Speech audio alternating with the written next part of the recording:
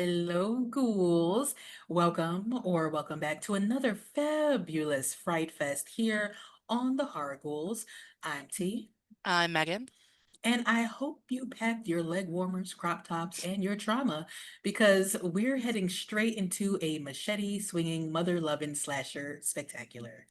Tonight's blood-soaked entry into our summer slasher series is The Final Girls from 2015. And this horror comedy is directed by Todd Strauss-Schulson. I think that's how you say it. I tried to pronounce it That's a tongue correctly. twister, that one. Right, right. Let's not say that name again. Let's not. And this movie is equal parts Camp Crystal Lake and Still Magnolias, with a heavy pour of meta madness and campy gore. Mm. We're talking sex, slow-mo chase scenes, and a mass killer who don't give a damn about your character arc. But beneath all the laughs and blood splatter is a surprisingly tender story about grief, healing, and rewriting the horror script quite literally. Tonight's review will be a bit of a speed run, so buckle up, flesh puppets. The rules are changing, the tropes are trembling, and no one is safe. Not even the flesh puppets. Not even the flesh puppets. Not even the flesh puppets. All right. Ugh, I love Eh, that. Yeah. yes, yes. This movie's going to be an interesting ride. So let I'll me bet. just jump right into our main players here. So we have some players that are from both the real world and the slasher movie within a movie that they get stuck in. So our real world crew, we have Max Cartwright, who is played by, and I always mess up her first name, Thaisa. Is that how you say it? Farmika? Yeah, I'm not 100%, so I would bet on what you just said. I hope that's correct. I'm so sorry because I love your Taisa, sister. Taisa, Vera, It's sister Vera of from Big Vera. Sister, yes. Yes. And she is our lead. She's grieving the loss of her mom, and she gets pulled into a cheesy 80s horror flick and suddenly has to fight for survival. We then have Amanda Cartwright, who also is Nancy, played by Malin Ackerman, which I think I said her first name right. I do love her. She's amazing. You have to look her up in other movies. She's so cute. She's been in a Um, bunch of stuff, yeah. yeah, and she plays Max's mother, and she's a former Scream Queen, best known for playing Nancy, the sweet camp counselor in Camp Bloodbath. We then have Chris Briggs, played by Alexander Ludwig, who is Max's sweet and level-headed love interest. We have Vicky Sumners, or Summers rather, played by Nina Dobrev, and that is Max's ex-best friend. She's very sarcastic, high-strung, and she has also dated Chris in the past. And we then have Gertie Michaels, who was played by, I'm sorry, Gertie Michaels, who's played by duh, Aaliyah Shawkat, and that's Max's current bestie. She's clever and genre aware, and her bond with Max brings a lot of heart to the movie. And finally, we have Duncan, who is played by Thomas Middleditch. What a word! What a name! That is Gertie's stepbrother, and he is a walking encyclopedia for horror trivia. He's very psyched to be inside of Camp Bloodbath until he's not. All Mhm. right. Now we have the Camp Bloodbath cast. We have Nancy, who in the film is the shy, sweet girl next door. And we have Tina, played by Angela Trimber, who is the ultimate 80s party girl, loud, flirty, absolutely allergic to wearing full sets of pants and clothes. Sure. We have Blake, who's played by Torrey Thompson. He's a big-hearted jock who checks all the 80s macho boxes, like muscle shirts, tight pants, box haircut, very interesting looking.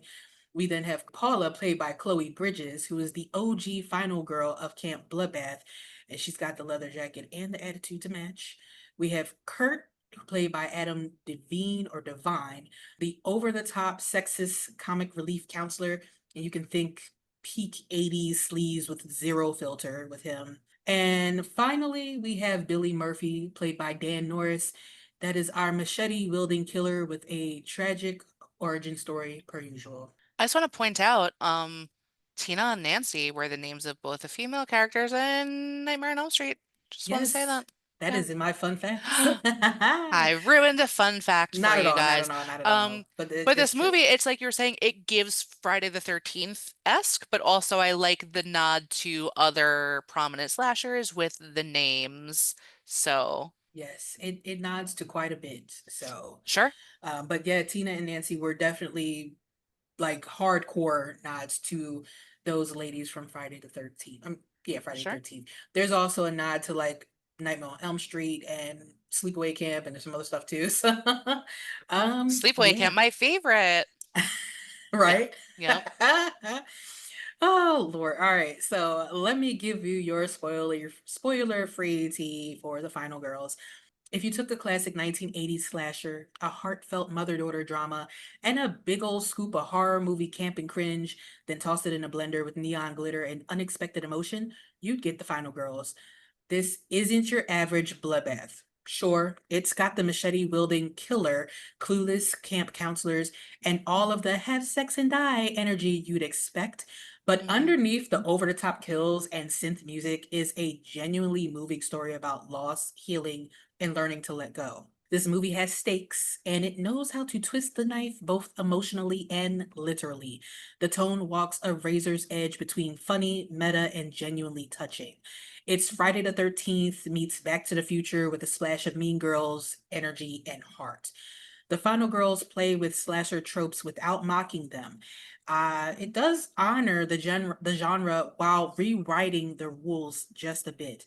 And also, the movie within the movie, Camp Bloodbath, is a somewhat sloppily written love letter to 80s slashers as well.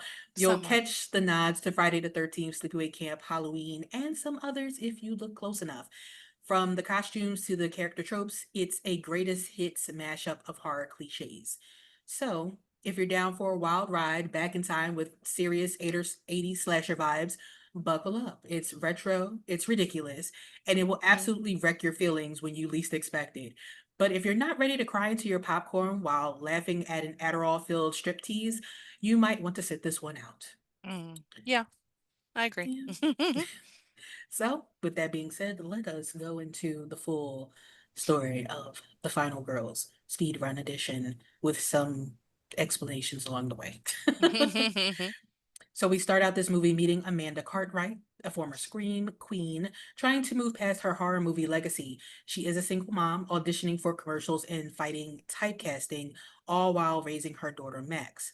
But in one cruel instant, Amanda dies in a car crash with Max in the passenger seat, surviving but deeply affected by this tragedy.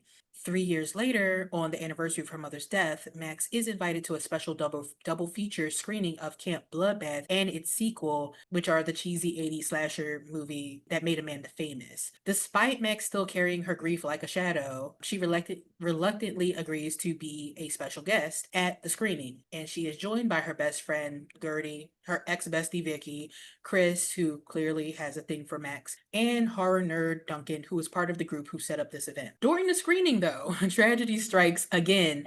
A fire breaks out in the theater, and this is very Final Destination, like the way they show the lead up to the fire breaking Yeah. out. And I feel like this, even though it's not mentioned anywhere, it's an intentional nod to that movie style of storytelling because it's like somebody is smoking a cigarette or something and somebody drops a bottle of alcohol and then the cigarette little bud drops to the floor, the light kind of ignites all the way across the room and the curtain catches on fire and Yeah. then nobody can get out, and it's very interesting. I thought it was kind of weird too because initially when they were showing people, like you're saying, someone takes a drink, someone smokes, it mirrored what was happening in the movie, which I found to be like interesting. But then nothing like that ever happened again. So it was just like a quick, almost like a scary movie type kind of like quick reference that like they're like, Right. I know this doesn't really matter for anything else later, but for right now, this is what we're doing. Yeah. Interesting. Interesting. Indeed. In a panic, the group slices through the screen to escape. They wake up on the side of a road, and moments later, a van of bubbly camp counselors, straight out of a low budget horror flick, pulls up playing the same song on a loop, asking if they know the way to Camp Bluefinch. After realizing they're somehow trapped inside the movie, the group is forced to play along, arriving at the camp themselves. They then meet the film's original characters. Nancy, Tina, Blake, and Kirk. Duncan immediately tries to talk Kirk into handing over the van key so they can all get the hell out of this movie. But of course, Kirk, being the chaotic himbo that he is, tosses the keys straight into the woods like it's no big deal, as if he won't need the keys either. Right. That's so silly. Right. So Nancy also kind of Max pulls Nancy away from him, knowing that her character is supposed to lose her virginity to Kurt later, which in classic slasher logic basically signs her death certificate. She sees Nancy and it's like, oh my God, it's my mom. but it's not my mom, but I gotta save her. What a mind F, right? Though Right, too, that you like your mom's gone and all of a sudden you're like, um that's right. it's essentially my mom. She looks like my mom. She's Acts like my acts mom. just like my mom, whatever, and she's just like this weird whatever universe again that I'm sure they can't comprehend because they're in like a absorbed into a movie, absorbed into another land, but still very trippy, I'm sure. Yeah, yeah. I that would definitely be a mind F for me. I Little crazy, little Yeah. crazy. So the group heads into the woods to search for the keys, and unfortunately, go there right as the first kill of the movie is about to go down. Hiding behind like a tree stump, they watch as Billy Murphy shows up and brutally kills two oversexed disposable counselors. And it is the first real sign that this isn't just cheesy scripted movie violence. It's real because Duncan goes to taste the blood on one of the people, and it's not corn syrup like he thought. That It was was really actually funny. blood. He was like, let's see what this is about. And then he was like, oh Right? my God. Oh my, yeah. I was like, That's, ugh. So, I'm sure. Oh, for yeah, you with your blood phobia. Oh, that yeah, was gross. gross. And Billy does seem to notice them, and everyone is ready to run except for Duncan. Yeah. So, still riding on his horror nerd high, Duncan mentions that all they need to do to get through this movie is to stick with the movie's final girl, Paula. He also figures that Billy won't hurt him since he's not technically a part of the movie's plot. However, that theory dies fast, along with him, when Billy hurls a machete straight into Duncan's side. And just like that, the group realizes this is no longer a joke. They are not immune. Their character arcs might be shifting whether they like it or not. They're not watching this movie anymore. They're actually rewriting it. And Billy Murphy, he ain't sticking to nobody's script. No, he's not. When you said and just like that, I immediately thought about Sex in the City. And I was like, Carrie was writing her little spiel and she was like, as I faced the monster in the woods, I wondered, is it time to face the monster inside myself? Like Right? that's like I that's the can buy vibe. a new pair of Louboutins and face this monster while I drink a Cosmo. That would be a funny, It would just like, be. oop, and then they take them out again. Anyway, I love it. Paula finally arrives at the camp, and the group decides to stick close to her, as mentioned, and to make sure no one has sex, hoping to delay Billy's appearance because the moment somebody takes their top off, the moment somebody gets a little naked, the killer is going to arrive. They're all kind of sitting around, and when Billy is mentioned, Nancy launches into his backstory, triggering a black and white flashback that pulls Max and her friends into 1957. We see Billy as a bullied, isolated camper. A prank by one of the counselors ends with firecrackers thrown into an outhouse Billy is hiding in, leaving him horribly burned. And after 8 months in a in a burn ward, I was like, which is what's a probably horror horrifying, word? which is probably horrifying, Billy returns masked and armed with a machete, ready for revenge. He kills 8 counselors, one for each month of his recovery. I didn't put this in my fun facts, but interestingly enough, this mask, the way they carved it out, they started calling it the Eugene Levy mask because it No. mimics his eyebrows. Um, and, and so on set, they were like, hey, give me the Eugene Levy Wow. mask. Oh, So wow. I just so you know what this mask looked like. It's not a mask that you've seen before. It does not look like Jason. It doesn't look No. like the Scream mask or anything like that. It's definitely unique. It's not cute, and It almost looked tribal to it me. does. It does look Yeah. tribal. Because it was weird, like seeing I don't know, seeing their surroundings and knowing the type of movie it was. And it's just like a guy. So you expect it to be more Jason. Because we've also seen a lot of movies like this. We've seen a lot of people in the woods, slashers in the woods, whatever. But for it to look tribal, it kind of looked out of place, Yeah, right? Where I was yeah. like, oh, that's a choice. It's a little odd. Yeah, It's that's a little whatever. odd. Mm. And interestingly enough, this is shot on a Girl Scouts campsite. Uh, so I mean, yeah, Imagine they're like just clear out for the day and they're watching this from the sides like right. with big eyes. They all have nightmares at night. Oh my gosh. That'd be hilarious.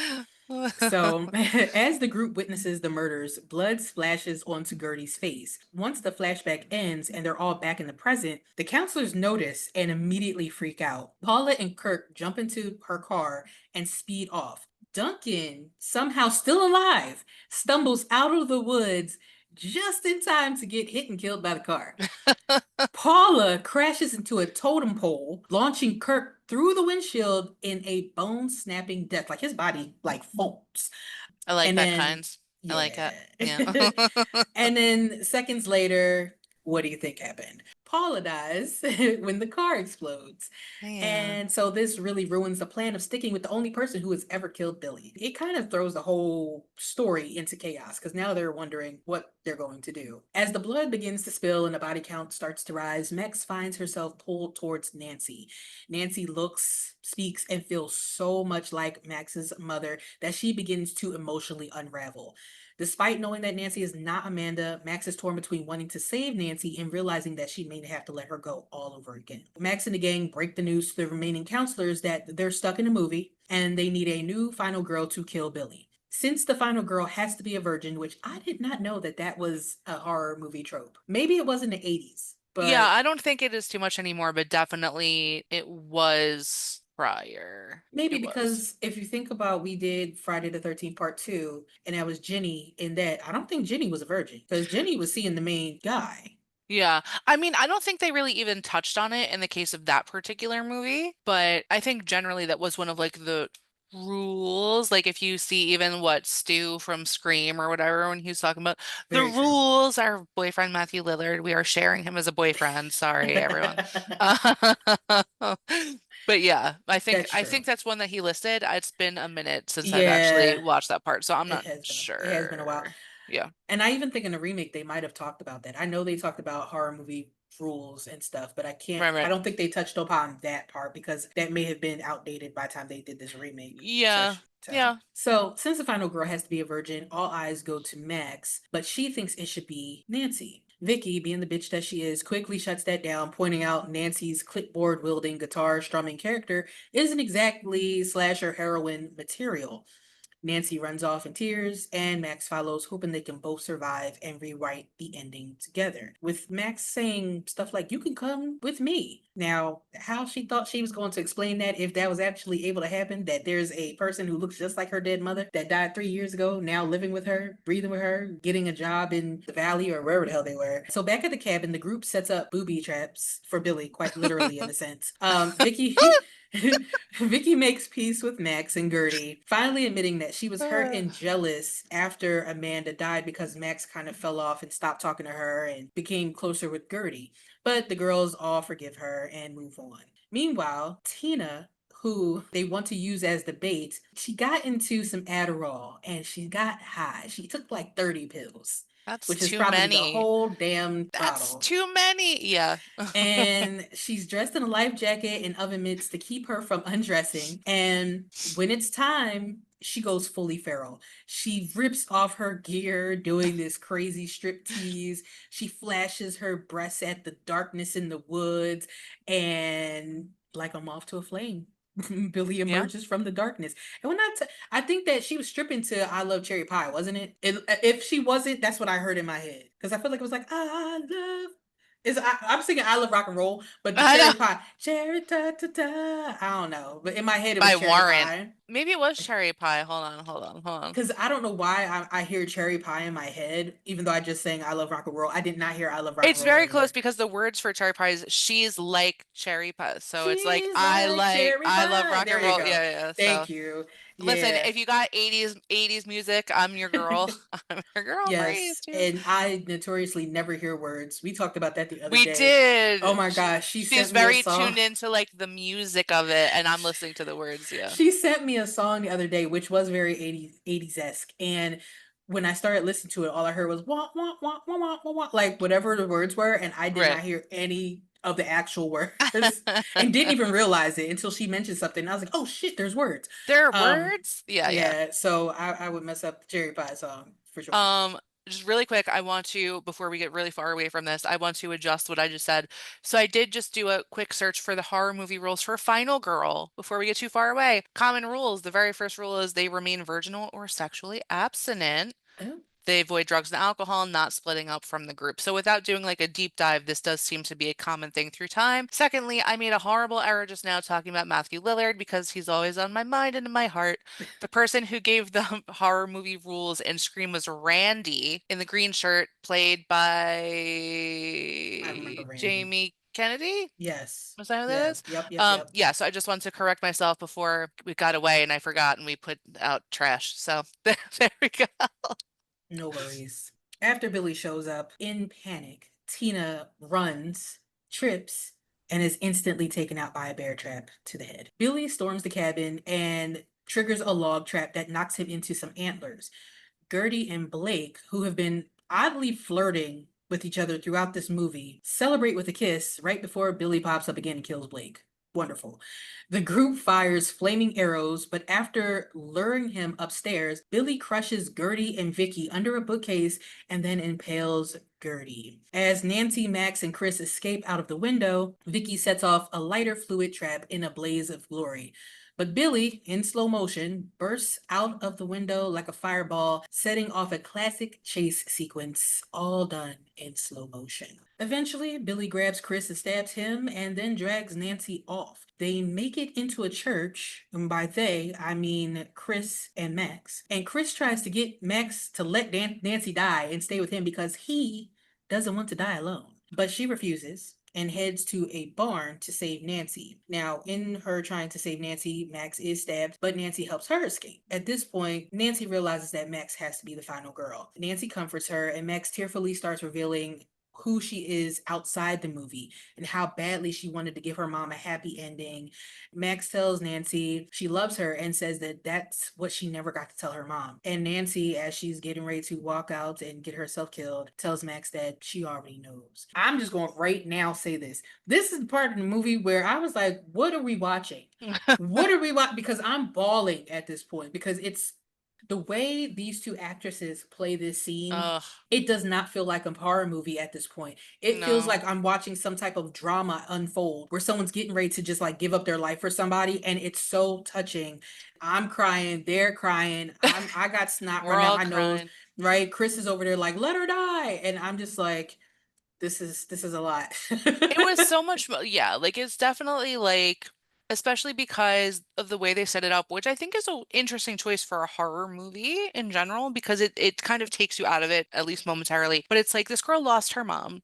She's unexpectedly confronted again with the presence of her mom, which she's trying so hard to, like, cling to or save her again, which she was unable to do before. And she did kind of cause the accident Yeah, she before, did. which we She did. didn't really get into like the logistics of that. But it's like they're having this conversation and she's talking to this woman who's essentially her mom but doesn't know. And she says something like, like I know and like wherever your mom is, she like loves you, she's so proud of you, but she's like, you have to let me go. And if you don't get a little emotional when that happens, you are dead inside. And I'm pretty dead inside and it still affected me. So like still it was like a lot. It was Let me like a let me tell lot. you something.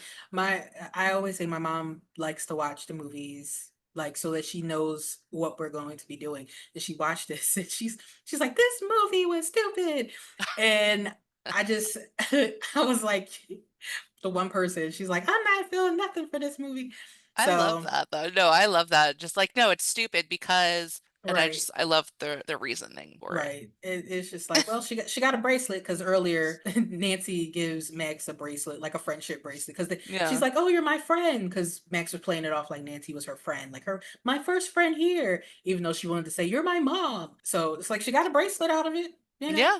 She So, she got a memento but yeah, it was and then very, a very memento mori. right. Ah. Oh, That's yeah. like my Muppet Fozzie Bear like dark humor waka waka. That was like We gotta have Muppets every once in a while. It's like it Jurassic has Parks. They're to. gonna It come up. has to.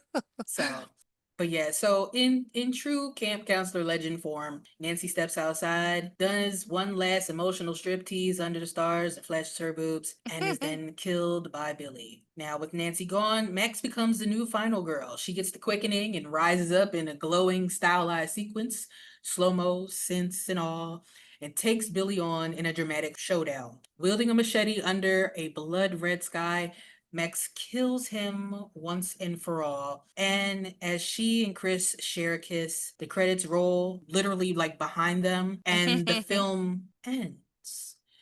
Max, right? Air quotes for people listening. Ends. Yeah, sorry about that. I forget sometimes. Max wakes up in a hospital bed, battered but alive. And so are Chris, Duncan, Gertie, and Vicky. Was it a dream? Are they actually home? Did they actually survive Camp Bloodbath? Not quite. The cameras pan out. Something feels off.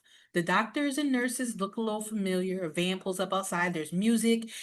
And Billy Murphy crashes through the hospital doors, machete raised, ready for round two, because they're in Camp Bloodbath 2. Cruel Summer. Which I Max. like that song. I do I like do that song. too. Yeah. Isn't it by, well, I want to call them Hannah Bananas. What? Bananarama. Thank you. I was close. Hannah Banana. Wait, that reminds me of your Ashley Stewart comment from of yesteryear. Ariana Grande. Yes. Oh my God. Whose song I was listening to? You're like, Ariana. Ashley Stewart. Ashley Stewart and her and the other one. Now that I, oh yeah. The Oh my other. God. We're gonna have an How episode dare just I? called Ashley Stewart and the other one. Right? Oh my That's God. that's it. So, Cruel Summer is the name of the second movie. Max, now sick of this shit, immediately charges towards Billy as the screen fades to black. And that is the actual end of The Final Girls from 2015. A speed That run. is the end. And just so you guys know, Ashley Stewart's having 50% off dresses. If you're a plus size girly and you like Ashley Stewart, you should go to their website now. It's www.ashleystewart.com. You guys don't know I moonlit as a voiceover actor. That's so funny. And that is true. I really did. So No, she yeah. really did. Yeah. It's true, true story. I know I don't They normally use my voice like that, but I can. I can use my voice in certain ways. I Like only and do it to subscribe. make fun of the self-checkout thing at the supermarket. Oh my God. Because she goes, please remove your bananas from the thing. Like she Right? always says it like that, and bananas sounds really funny. But listen, on Ashley Stewart, they even have a category just called church dresses. Oh Lord. What's that look like? Anyway, proceed. Please put your church dresses in the bag. I'm sorry, but your payment has declined. You're saying Please it's try so again. nice though that I almost don't even feel bad that my payment method has declined. That sounds so pleasant. You're like, oh, that sucks, but at least the person told me so nicely, Right? It didn't right? like yell out, damn, bitch, you broke. I like Try that one another better. card. That would make me laugh so hard if that actually happened. Like my payment declined and someone was like, damn, Right. bitch. Like the thing. Oh Damn my God. it, you broke. All right. Well, with this over, I'm going to go into what are your thoughts about The Final Girls and Camp Bloodbath? I feel like I know what they were trying to do with it. I feel like it was neither good enough or bad enough to be, I think, what the vision was. So I found it to be very mid. I was kind of surprised that Nina Dobrev, yeah, even did this movie because this is on the heels of like the Vampire Diaries. I checked the years it came out, and she was like Hot. huge, Hmm. right? And also, I mean, I think this is little early maybe for Taysa Farmiga. Well, actually, she had done several movies prior to this. So, Had she? Okay. yeah, yeah, yeah, Okay. yeah. But I feel like she really became more widely known with American The Horror Nun. Story. Oh, yeah, that and The Nun. Yeah, I think so. Yeah. So Definitely I American think, Horror Story. yeah. So for me, it was kind of mid, but also the emotional part of the movie did take me out of it. There were little fun things like the fun like kills and the little tropes and the nods to the other movies, but I wasn't crazy about it in general, even though I do like the people in the movie. Like I like the people who were in the movie. I thought it was well acted. I just like don't think that this turned out maybe the way it was 100% intended. But I can't say maybe it did. Maybe Reese Waterfeld Wakefield, produced this movie too. I don't know. It's not that bad. I'm just kidding. But I wasn't crazy about it. I think I would just say mid for all the babbling I just did. I'm gonna leave it at. I thought it was. I feel mid about it. What about you? I feel like this movie was a bit of a catfish. It was a bit bait and switch because like Catfish. yeah, it was because I kind of looked at this is a choice that I made. I did pick this movie. And when I was She said, reading she said, this is a choice that I made. yeah, it was my movie. I picked it. This was not a suggestion. And it's funny too, just to add, my mom was like, if you pick this movie, I'm questioning your Oh your no, movie choices from now on. I was like, oh my God, I did pick it. I said, but everything can't be perfect. So that's true. but I That's really thought funny. this, yeah, I was so shocked. I was like, damn, mom. You broke the Um, trust. You broke the right? trust. She's like, I can't trust you. I thought this was going to be something else. And then, yeah, when I got into it and it got really emotional, like really quick, Amanda dies. Her name is Amanda, right? Yeah. We see No. Nancy so many times that I forget the main mom's name. Yeah, Amanda. So Amanda dies within the first 5 minutes of the movie. That accident almost doesn't do anything for me. It's just like, oh, she died. Okay, cool. We know we're now setting the scene as to why Max is maybe whoever she is. But then when you get into the actual movie and there's Nancy and you see Max struggling and there's like heartfelt moments between them. it does take you out of the horror aspect because every time Max and Nancy are alone, you get that mother-daughter vibe and Right. you get that longing that Max has because again, yeah, the accident was Max's fault. She is the reason why her mother is dead. And I'm sure that breaks her heart. And I'm sure that, she's upset by that. It's kind of odd. And I also agree that this movie was going for something that was like campy and meta and interesting and horror and funny. It kind of misses the mark to me too. I think that Yeah. this movie was mid. That's a good word for it. I can't say anything else either. So I'm just gonna Right? say I mid. was searching for my words and I was like, I can't find anything, so I have to leave it at mid because I'm just like, Yeah, I'll go into the fun facts and fun facts. give you some information because there's a first here. Get out. So the budget for this movie was 4.5 million. The theatrical release, it was limited in October of 2020. I'm sorry, 2015. It only went to a few theaters. It didn't go out to a lot. Okay, like less than 100 theaters. It was paired with going out on video on demand simultaneously. Hmm. The box office returns for this movie were not publicly detailed. They never came out. So that means the theatrical earnings were very modest. And I've never That's had that being happen. really nice about it Yeah, and too. I looked all over to see where, like, if it was anywhere at all. They don't have this information of how much money this movie made in box offices at all anywhere. I wonder why they would do such a small release. Like, did they know it was gonna bomb? Because I was just curious, because when you Mhm. say like 100 or less, I'm like, well, how many movie theaters are there in the US? Curious. So I look it up. Google tells me in 2022 there were approximately 2,300 movie theater locations in the United States with roughly 39,000 screens. It says in 2019 there were actually more. There were actually more like I 5,500. figure before the vid hit, more Yeah, theaters are but so out. that's even crazy. So why would it be so small? Like, why would they make that Yeah, choice? yeah, I don't know, but Huh. it's weird. So Hmm. with home media and video on demand, the film reportedly pulled in about 1.3 million from domestic DVD and Blu-ray sales in by 2019. So that's in all that time from 2015 to 2019, they pulled Wow. in 1.3 million. And this doesn't include any profits that he got from actual streaming, which may have bumped the number up, but not by much. Right. So that tells you a lot about this movie. The reception is interesting too. So critical reception, Rotten Tomatoes gave it 76% approval out of 78 reviews. The average was 6.3 out of 10 on CinemaScore. The consensus is it's an affectionate nod to slasher tropes with a genuine emotional core. Mm. Metacritic gave it a score of 59 out of 100 based on 13 critics, giving it mixed or average reviews. Critics generally praise this movie for its sharp balance of humor and heart. Interestingly enough, you and Roger Ebert have a similar feeling about this movie. For once.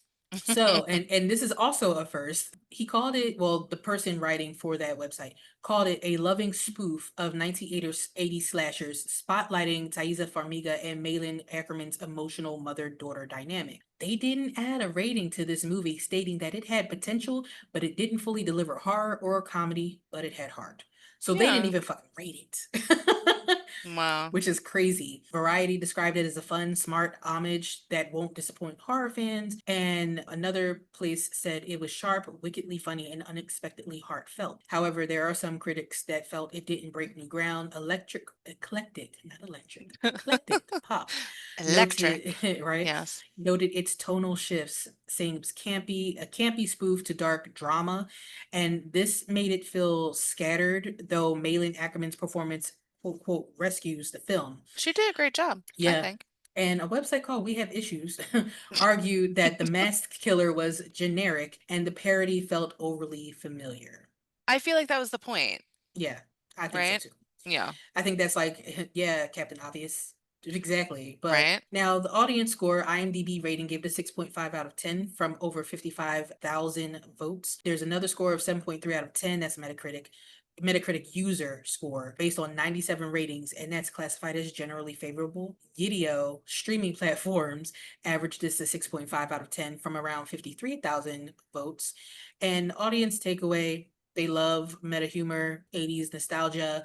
Actually, a lot of people like that unexpected emotional punch and the Hmm. mother-daughter storyline. But some viewers found the horror elements too PG-13 and wished for more gore or sharper scares, which there is a reason for that I will get into momentarily. And Mm. the overall vibe for this was it was a charming crowd pleaser that balances laughs, tears, and retro slasher tropes. It's a cult favorite for those who want more heart with their horror. So while Who I wants have, that? right, right, I want while, gross kills. I want sleeping bag against the tree, oh my Jason God, Voorhees, I almost said really other terrible things that I'm gonna boop. I don't want to get censored, so we're just gonna keep right. the Don't make me music. put cats over your face. Okay. You know what's funny about that? I just want to add really quick. So these beautiful edits that have been happening, with our movie clips and our pictures and all this stuff that T is putting into these, that often they're a surprise to me as well. So when I watch them, like I was here, but it's like it's new to me because there's so many things that happen that are different, or like I get bleeped or whatever funny things that happen. So I appreciate that. You never know what you're gonna Yeah. find. So if you guys think you're surprised, Sometimes I'm surprised too because I'm watching it back and I'm like, oh shit. when that get in there? Yeah, no, that's Right. funny. No, but if you want to see some interesting cat edits, then please watch our Friday the 13th episode. I Yeah, will put an iCard up for that one for sure because love it. I've been slacking on my pimping with the iCards to be quite honest. So I will put an iCard in for that. There's something else I put an iCard in for earlier editing T. Please remember that. Anyway, so so with that being said, I do have some other facts. I almost said farts, other facts. It is one of those nights. Oh my gosh. We're not even at an after dark level, Not okay? yet. No, when Well, we you started guys, this, if you miss After Darks, if you've been skipping those, this is the kind of shenanigan tomfoolery, she said in her most white people voice and phrasing, that you are missing on the After Dark. So that is true. please That is migrate. true. Just give them a chance. Just Yes. give it a chance. Yes. You And know, that Friday the 13th episode is an after dark. So that's right. yes, it's not a regular episode. It's not a regular podcast episode. It's an after dark. Right. So yeah. So go enjoy the tomfoolery and shenanigans over there. So other farts. This film, this film was conceived and co-written by Joshua John Miller. I'm gonna let you finish laughing because I'm about to say something serious, and it's gonna feel weird. That's one of those things that's one of my fatal flaws is when I start laughing and I'm not supposed to be laughing, it just gets more pronounced. So I'm really trying, I have to really I know, concentrate to pull it back together and I'm horrible because, at saying stupid shit, so I but apologize. I'm the person that, like, in any serious situation, if I've begun laughing, do not look at me, don't acknowledge me, don't laugh yourself because I'm just gonna fall apart. Please continue. I got it. I got it. I Normally, I got do that when I notice you laughing, I keep going a lot of times. But I'm getting ready to say that this man was dealing with the death of his dad, and I'm like, I can't say that while she's laughing. But now I am. So the film was conceived by co-written by Joshua John Miller as a way of dealing with the death of his dad, Jason Miller, who had it. starred as Father Karras in The It's not funny. I'm Exorcist. so sorry. Father Karras and the Exorcist. Got it. Yes, from 1973. And I might be saying Wow. his name wrong, and maybe it's Karras or Karras. I don't know because I haven't seen the full Exorcist. Please Um, don't hurt me. I will see it at really? some point. I Yeah, I didn't know haven't. that. I've only seen scenes. I haven't watched the whole thing. So his dad Um, played the actor, you're saying? his dad is Jason Miller, and he played Father Karras in The Exorcist. Hold That's on, let's Joshua see. John Miller, who is the writer. Oh, I know. I was confused first who we're talking about. Because he's not the Yes. main. He's not the main father. He must be like a secondary father, He right? is the yes. He's the I secondary father. I must have said something super sacrilegious. Again, I'm gonna keep that within. Um, it looks like Karras to me. I just wanted to look up to do a fact check. Okay. Yes, he's like the one they bring in, like the younger one, because you have the Okay. older guy who's like Right. more, I don't know, whatever, and then this guy. Seasoned. He's more seasoned like Big Thank you. Chicken. Yeah. He's more seasoned like a chicken. Yes, that's Yes. exactly. Yes. He has all his 99 herbs and spices, however many Colonel Sanders has. So, 99. all right. So this script was originally optioned by New Line Cinema, but the studio wanted to eliminate all of the deep character moments and the mother-daughter plot altogether.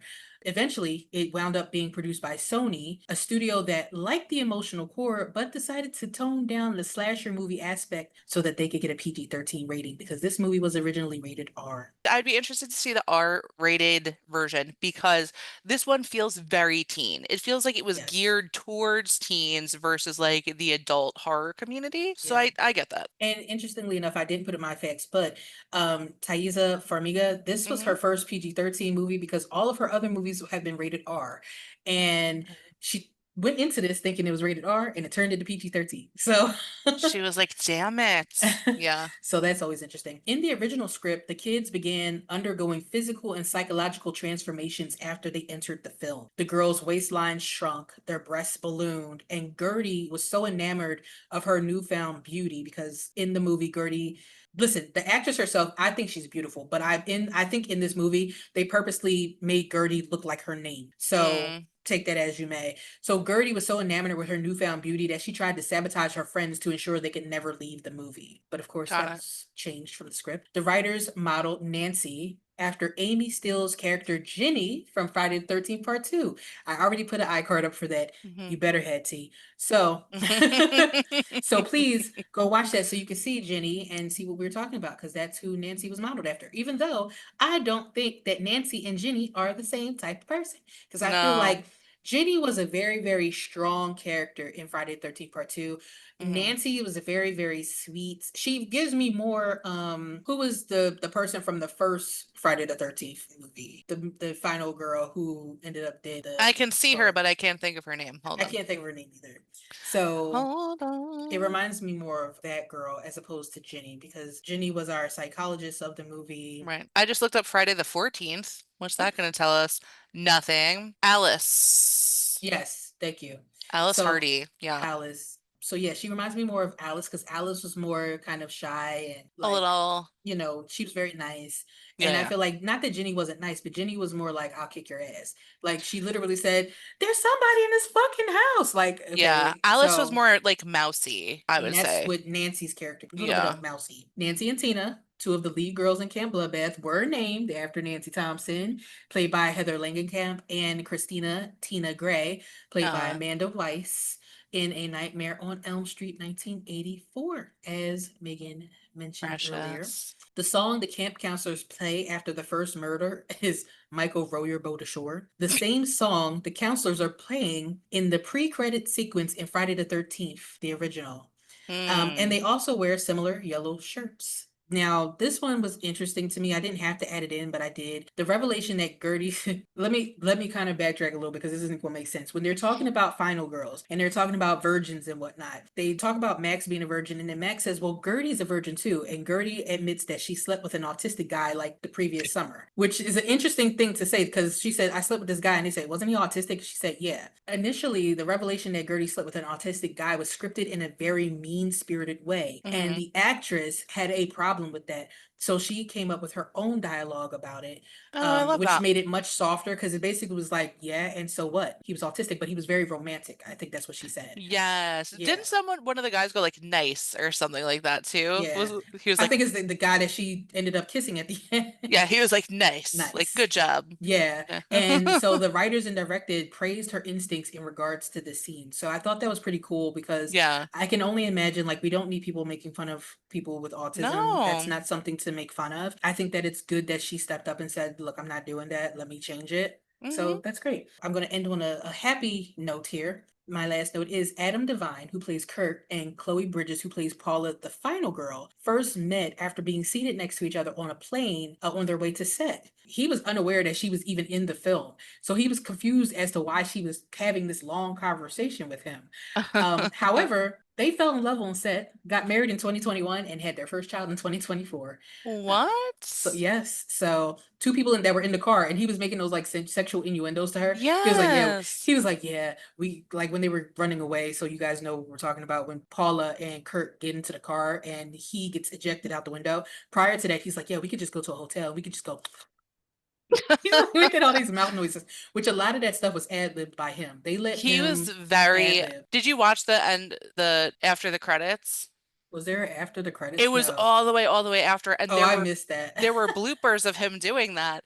And at one point, she just started laughing because he's really good at improv, and he was improving all these disgusting lines in the That's car that at one hilarious. point she was just like, "What? Like, what are you saying?"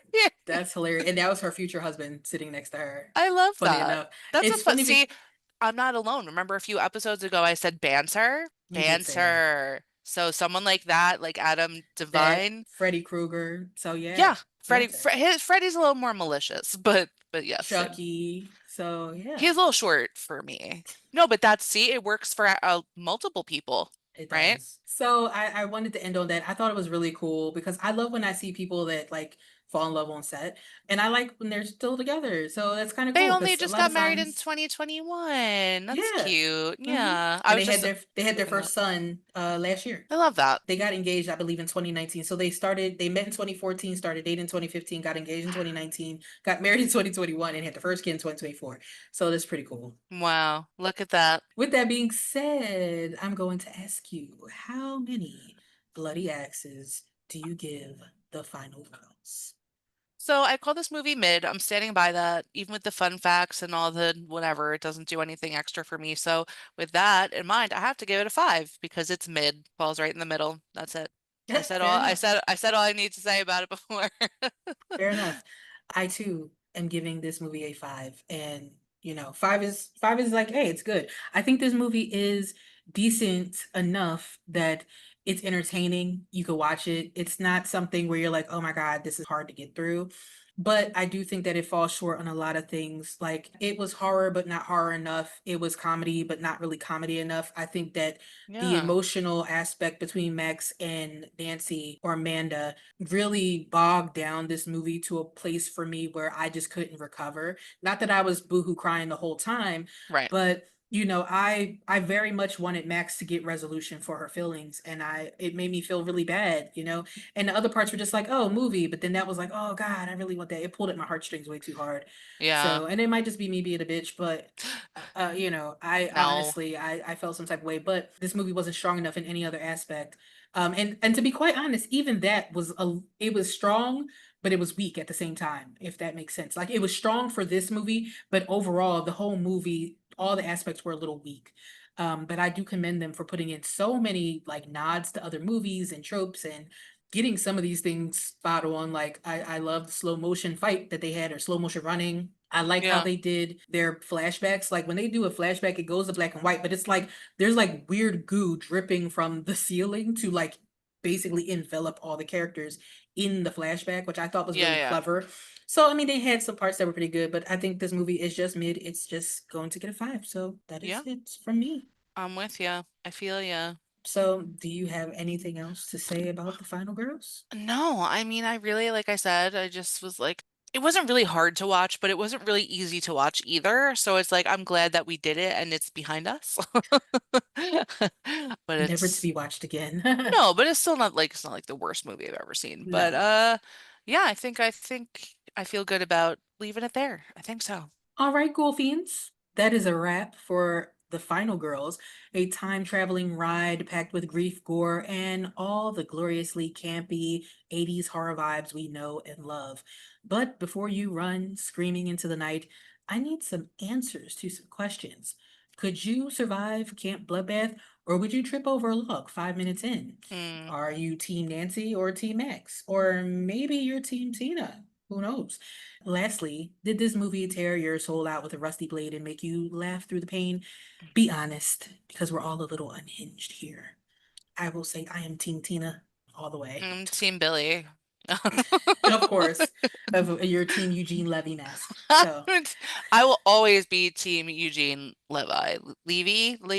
I don't know. Whatever. I love that family in general. So whenever it comes yes, down to them or anyone else, Dan, indeed, Eugene, Sarah, whoever, I'm with it. all of them. Anyway, I feel like I just watched something with Sarah Levy. did you?